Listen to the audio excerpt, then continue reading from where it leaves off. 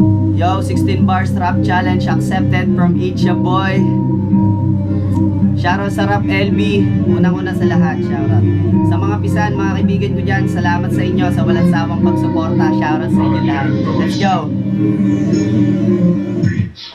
23 na edad na mahiligan, magsulat ng mga barang di pangkaraniwan, di man kagalingan, di rin kalaliman, mga letra na buo galing sa aking isipan, pero hindi na mahalaga yan. Ang importante dito, ikaw ay naiintindihan. Wala akong pake kung hindi nyo ikaw magustuhan. Basta masabi ko, yung gusto ko, ang sa akin lang naman. Tayo ay magtulungan, iwagay-way badera ng rap kung nasaan ka man. Pataas ang hilahan, kahit pa magtulakan. Magsama-sama sa hip-hop, ang tama na ang bangayan. Tigilan na ang siraan, pati na rin ang angasan. Respetuhin ang isa't isa, ang tanging paraan papunta sa kapayapaan. Parang nasa kalawakan, ng sarap kayang lumakad. Kung malawak ang iyon, tinatapakan.